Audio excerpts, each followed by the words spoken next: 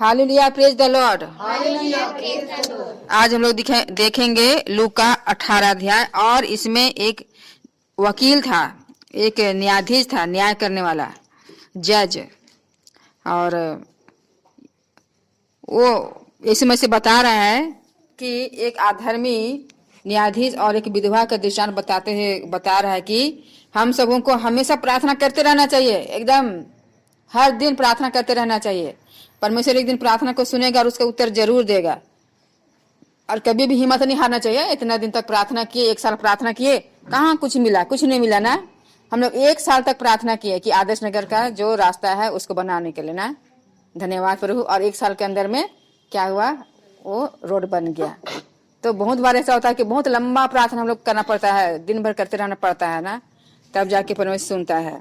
और यहाँ पर ये न्यायाधीश के विषय में बता रहा है कि वो किसी से नहीं डरता था। वो न्यायाधीश, वो जो वकील था, वो या जज था, जो भी था ना, वो किसी से नहीं डरता था, परमेश्वर से भी नहीं डरता था। बहुत दुष्ट टाइप का था वो। और उसके पास एक विधवा रहती थी उसके नगर में, और वो हमेशा आके उससे कहती थी कि मेरा न्याय चुका, मुझे मुद्दे से बचा। जो उसका जो पड़ोसी था वो क्या किया था, उसमें मुकदमा ये कर दिया था, उसे जमीन को हड़प लिया था ना। इसलिए वो उसके पास जाती थी और बोलती थी मेरा न्याय चुका, मेरा न्याय चुका और मुझको बचाओ उससे। बहुत दिन तक वो ऐसा ही करते रही, और लेकिन वो नहीं मानता था। लेकिन एक दिन बोला कि ये तो हमेशा बार बार आती है, रहती है। हम तो परमेश्वर से भी नहीं डरते हैं, मनुष्य कभी परवाह नहीं करते हैं, तो भी ये विधवा हमको वो सताती है। अब हम इसका न्याय चुकाएंगे। कहीं ऐसा ना हो कि मेरा नाक में दम कर दे, मेरा जीना मुश्किल कर देना, सुतना मुश्किल हो जाएगा। इसी का आवाज गूंजते रहता है, सुने नहीं सकते हैं। इसका न्याय चुकाते हैं तब ये नहीं आएगी। तो प्रभु बोला देखो, ये तो परमेश्वर भी से नहीं डरता था, किसी मनुष्य से नहीं डरता था, लेकिन वो बोलता है कि हम इसका न्याय चुकाएंगे ताकि मेरा नाक में दम ना हो ना। तो हम लोग का पिता परमेश्वर कितना भला है, कितना अच्छा है। उसे हम लोग दिन भर मांगते रहेंगे, प्रभु ये दो हमको दो दो दो बोलेंगे तो कहने देगा ना। मुझे अच्छा स्वास्थ्य दो, मेरे बच्चों को बुद्धि ज्ञान दो, मेरा ऐसा कर दो, मेरा वैसा कर दो। अगर हम लोग दिन भर बोलते रहेंगे तो जरूर देगा, क्योंकि परमेश्वर कितना भला है। ये तो दुष्ट था, लेकिन भी वो उसका बात को सुना, वो विधवा का बात को सुना। लेकिन हम लोग का परमेश्वर न्यायी परमेश्वर है, और वो हम लोगों का बात को सुनेगा। और हम लोग जो रात दिन उसे पुकारते रहते हैं, उसे प्रार्थना करते रहते हैं। अच्छी लग रहा है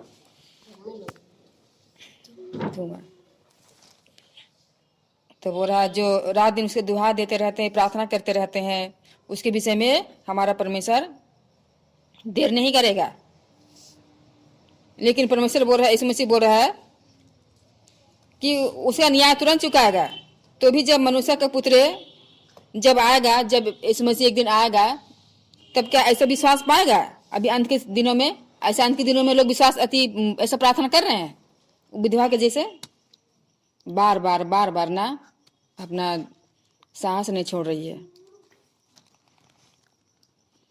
और फिर बताता है एक फरीसी और चुंगी लेने वाले के विषय में कि बहुत सारे लोग अपने आप को बहुत धर्मी समझते थे, बहुत धर्मी है, हम रोज दिन गिरजा जाते हैं, हम उपास करते हैं, हम दान देते हैं, हम ये करते हैं ना। तो ऐसे लोगों को बता रहा है कि कौन धर्मी है। 2 जन व्यक्ति थे जो मंदिर में गए थे, एक फरीसी था और एक ठो चुंगी, जिसे किसी से कर लेना, टैक्स लेना ना, 2 का 4 बनाना, ऐसे व्यक्ति था। और ऐसा व्यक्ति फरीसी और एक चुंगी लेने वाला दोनों मंदिर में जाते हैं। और जो फरीसी था वो एकदम प्रार्थना करे, चिल्ला चिल्ला के एकदम कि प्रभु हम औरों के जैसे नहीं है, हम तो 2 बार उपवास करते हैं, हम तो दान देते हैं, हम तो ये करते हैं, हम तो वो करते हैं ना। ऐसे बोल के बहुत घमंड से बता रहा है। लेकिन दूसरा क्या बोला, अपना सिर झुका रहा है, सिर ऊंचा भी नहीं किया है, और हम तो पापी, मुझ पर दया कर, मुझ पर दया कर बोला। परमेश्वर किसका प्रार्थना सुना? वो उसका सुना, जो चुंगी लेता था उसका सुना, क्योंकि वो बोला था हम पापी है, हम उस पर दया कर। क्योंकि जो अपने आप को बड़ा बनाएगा वो छोटा हो जाएगा। घमंडी लोगों को कभी परमेश्वर पसंद नहीं करता, इसलिए हम लोग को घमंड नहीं करना ना। हम लोग रोज दिन चर्च आते हैं या प्रार्थना करते हैं ऐसा बोल के, क्योंकि परमेश्वर पापी लोगों को भी ज्यादा पसंद करता है। और बोला कि जो और छोटा अपने आप को बनाएगा उसको परमेश्वर बढ़ा के करेगा, क्योंकि ये जो अपना छाती पीट पीट कर कह रहा था कि मुझ पापी पर दया कर, उसी को परमेश्वर धर्मी ठहराता है। क्योंकि यह पछताया, अपने पापों पर पछताया, लेकिन जो हर दिन विनती प्रार्थना करता था, उपवास करता था, वो नहीं पछताया। अपना घमंड से बोलने लगा ना कि हम तो ऐसा करते हैं, हम तो वैसा करते हैं। अच्छा, लेकिन किसी पर दया नहीं करता है, तुच्छ जानता है किसी को। फिर बहुत थका हुआ था, इसलिए एक जगह बैठा हुआ था अपने चेलों के साथ। तो सब लोग सोचे कि चलो हम लोग अपना बच्चा को भेजते हैं, वो लोग को क्या करेगा, छुएगा, वो लोग बच्चे लोग छुएंगे तो वो लोग को आशीर्वाद मिलेगा।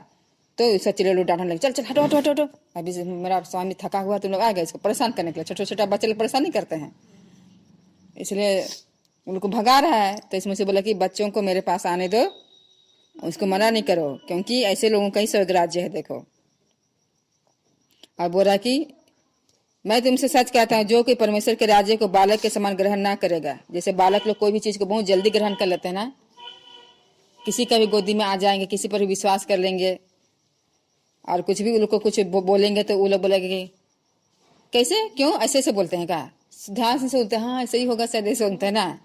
और हम लोग तो तर्क वितर्क करने लगते हैं। तो ऐसा नहीं, बच्चों जैसे स्वभाव होना चाहिए, तब हम लोग स्वर्ग राज्य जाएंगे, बोल रहा है। और एक व्यक्ति आता है इस मसीह के पास और बोलता है कि अनंत जीवन का अधिकार होने के लिए मैं क्या करूं, हे उत्तम गुरु, बोलता है ना। लेकिन यीशु मसीह बोलता है कि हम कहाँ उत्तम है, परमेश्वर उत्तम है, सिर्फ अच्छा है, भला है, हम नहीं है, वो परमेश्वर है। हम लोग भी अच्छा नहीं है, पता है, हम लोग यीशु मसीह को प्यार करते हैं, इसलिए हम लोग अच्छा बनने की कोशिश करते हैं। हम लोग अच्छा है क्या, मौका मिलेगा तो का ना का कर देंगे, लेकिन हम लोग प्रभु से डरते हैं बोल के। प्रभु लोग अच्छा है, सोच से तो करते हैं ना। हाँ। सोच को तो कोई कुछ नहीं कर सकता, बोली तो हम लोग बंद कर सकते हैं, सोच को नहीं बंद। हाँ, तो परमेश्वर अच्छा है बोल रहा है, इसमें से बोल रहा परमेश्वर अच्छा है। तो बोला अनंत जीवन पाने के लिए क्या करेंगे, तो तुम तो जानता है ना, झूठ नहीं बोलना है, चोरी नहीं करना है, माता पिता का आदर करना। हम तो ये सबको बचपन से करते आ रहे हैं, छोटके से करते आ रहे हैं। तो देखा, अरे हाँ ये तो करते आ रहा है, ऐसे बोलता है इस मसीह ना। और फिर बोलता है, अच्छा तेरे में एक बात की कमी है, तेरे पास बहुत धन संपत्ति है ना, सबको बेच दो और कंगाल सबको दे दो और मेरा पीछे आ जाओ, और तुमको स्वर्ग में बहुत धन मिलेगा ना। बहुत उदास हो जाता है, बाप रे इतने इतने धन संपत्ति बेच देंगे, नहीं नहीं नहीं बेचेंगे, और उदास होकर चल जाता है। इसलिए इस मसीह बोलता है, ये जो धनी लोग है ना, उनको स्वर्ग राज जाना, स्वर्ग में जाना कितना मुश्किल है ना, बहुत कठिन है। जो ऊंट है ना, ऊंट सुई का नोक से क्या हो जाएगा, पार हो जाएगा, सुई का नोक से सोचो ऊंट पार हो जाएगा। मतलब उस देश में ना नाकाबंदी होता था, तो उस जगह का नाम जहाँ पर नाकाबंदी होता था, और सब लोगों को ऐसे करके लगा दिया जाता था रोड में ऐसे, और नीचे से झुक झुक के जाना पड़ता था। तो बड़ा सा ऊंट को उसको भी ऐसे करके झुक के जाना पड़ता था, और उसका नाम था सुई का नाका। उसी नाका से ऊंट, इतना बड़ा विशाल ऊंट इतना नम्र बन जाता था, इतना थेथर ऊंट रहते हैं वो लोग, नहीं अति झुकते हैं, लेकिन भी वो पार होने के लिए वो लोग झुक के चल जाते हैं। वो लोग निकल के चल जा रहे हैं, नम्र बना के अपने आप को नीचे झुका के चल जा रहे हैं। लेकिन ये जो धनी लोग हैं ना, अपने आप को कंगाल नम्र नहीं बनाना चाहते हैं, दानी नहीं बनाना चाहते, अपना दान नहीं देना चाहते हैं धन संपत्ति का, और स्वर्ग जाना चाहते हैं। कैसे होगा, इसलिए बड़ी कठिन है। जब वो लोग अपना धन को सबको दे देगा, बांटेगा, तभी जाएगा, और नहीं देगा तो नहीं जाएगा। इसलिए कठिन तो है, लेकिन असंभव नहीं है। और तब तो ये चलो लोग बोल रहे, तब तो किसका उद्धार होगा ना, तब तो कोई भी छुटकारा नहीं पा सकता है, सब तो धनी लोग हैं यहाँ, ऐसे बोल के तो कौन छुटकारा पाएगा। हम लोग भी तो धन का लालच करते हैं, ऐसे सोच रहा चले लोग ना। तो बोल रहा है कि जो मनुष्य से नहीं हो सकता वो परमेश्वर से हो सकता, परमेश्वर ऐसे बदल देगा। ऐसा मन में डालेगा ना कि इसका कोई वैल्यू नजर नहीं आएगा घर का ना, किसी को दे देना चाहिए, फालतू ही इतना पैसा क्या करना चाहिए, उसका उसको जरूरत उसी को दे देते हैं, ऐसे बोल के मन में से डाल देगा ना। क्योंकि हम लोग से ऐसा नहीं हो सकता है, क्योंकि हम लोग कोई चीज को नहीं दे सकते, लेकिन परमेश्वर के मन में डाल देगा ना, तो हम लोग दे देंगे, आराम से दे देंगे। उसके दे देंगे, उसके बाद परमेश्वर मेरा हम लोग के मन को फिर ठीक कर देगा, हट बेकार दिए उसको। ऐसा भी आ जाएगा। अब तो दे दिए तो दे दिए ना, खुशी से दे दिए, और फिर बाद में पछताने से कोई फायदा नहीं। तो इसलिए बोल रहा है कि जो मनुष्य से नहीं हो सकता, हम लोग से तो नहीं हो सकता, लेकिन परमेश्वर हम लोग का मन को परिवर्तन कर देगा, और हम लोग ऐसा कर सकते हैं। फिर उसके बाद तो पतरस तो सबसे आगे आगे बोलता था, देखो हम लोग तो सब कुछ छोड़ के आए हैं, सब अपना भाई बहन बच्चों को, अपना परिवार को छोड़ के आ गए हैं, तो फिर और तेरे पीछे हो रही है, तो हम लोग को क्या मिलेगा। यीशु मसीह बोलता है, मेरे लिए और मेरा सुसमाचार के लिए अपना घर को, अपना भाई बहन को, अपने बच्चों को, अपना परिवार को जो छोड़ दिया है, उसको इसी दुनिया में 100 गुना मिलेगा, लेकिन सताव के साथ। और आने वाले जीवन में जब लोग मर जाएंगे तो स्वर्ग में उन लोग को क्या मिलेगा? अनंत जीवन ना, स्वर्ग का अनंत जीवन मिलेगा, ऐसे लोगों को बोल रहा है। फिर ऐसे बता रहे हैं कि देखो अभी हम लोग यरूशलेम जाने वाले हैं, यरूशलेम जाएंगे तो मेरे विषय में लिखा हुआ है कि मनुष्य का पुत्र जो यहूदी लोग हैं, जो महायाजक लोग हैं, जो अन्य जाति ऐसे लोगों के हाथ में पकड़वाया जाएगा और उसको बहुत सताएंगे और उसको बहुत अपमानित करेंगे, ऐसे बोल के बताता है उन लोगों को। और वो मुँह ठट्टा में उड़ाएंगे, हमको मजाक करेंगे और मेरे ऊपर थूकेंगे और कोड़े भी मारेंगे और घात करेंगे, और लेकिन हम तीसरे दिन जी उठेंगे बोल रहा है। पर ये लोग चेले लोग ना समझ में नहीं आता कि क्या बोल रहा है, यीशु मसीह क्या बताना चाह रहा है, उनको समझ में नहीं आया। ऐसा यीशु मसीह बताया उनको तो। और वो लोग का मतलब ऐसे लिखा है कि और वह उनकी समझ में न आया तू क्या कहा। ये बात छिपा हुआ रहा है उनके मन में अति। और वो लोग पूछने से भी डरते थे कि क्या बोल रहा है बोलकर। देखो अंधे भिखारी के विषय में बता रहा ना, जब यीशु एरियो के निकट पहुंचा तो एक अंधा सड़क के किनारे बैठा हुआ भीख मांग रहा था। देखो जब एरियो के निकट पहुंचा तो एक अंधा व्यक्ति, और लोग तो एकदम हलचल मचा रहे हैं, तो बोला क्या हो रहा, पूछा होगा वो लोग से, तो वो लोग बोले कि यीशु नाज़री जा रहा है ना। तो एकदम चिल्ला क्यों, तो कह रहा है एकदम चिल्ला के, हे यीशु दाऊद की संतान मुझ पर दया कर बोल रहा है। आज हम लोग भी कोई चीज हम लोगों को भी नहीं दिखाई दे रहा ना मार्ग। हम लोग आत्मिक अंधापन है, उसको आंख से अंधा था, लेकिन हम लोग का तो आत्मिक अंधापन है। हम लोग को दिखा नहीं देता है कि झूठ नहीं बोलना चाहिए, पूरी झूठ बोलते हैं, गाली गलौज नहीं करते हैं, नहीं दिखा दे रहे, समझ में आ रहा था। हाँ नहीं आ रहा है जो अंधे हैं जो अंधे हो गया ना, आत्मिक अंधा। कोई मार पीट कर रहा है उसको भी नहीं देखे, नहीं पढ़ना है बाबा, लफड़ा में घसको इधर से क्या बोलेगा।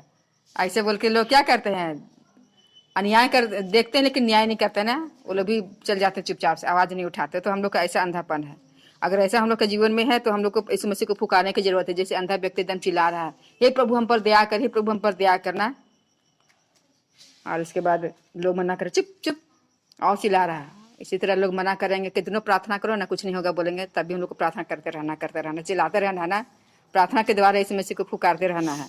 और एक दिन परमेश्वर सुन लेगा। जैसे ये अंधा व्यक्ति को सुना और बुलाया, तो प्रभु हम लोग को बुलाएगा इसी तरह, और अपना सामर्थ्य भर देगा। इतना सामर्थ्य हो जाएंगे तो सब कुछ देखने लगेंगे, और सब फिर उसके बाद सब चीज़ करने लगेंगे।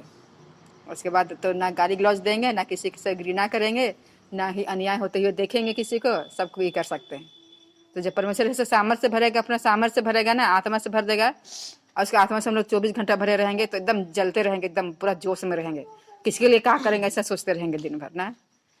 ऐसे ही और ये भी जब यीशु मसीह को बुलाता है तो क्या करता है, एकदम आता है उसके पास, और उसके बाद बोलता है कि तू क्या चाहता है कि मैं तेरे लिए करूं। तो क्या बोलता है, हे प्रभु कि मैं देखने लगूं।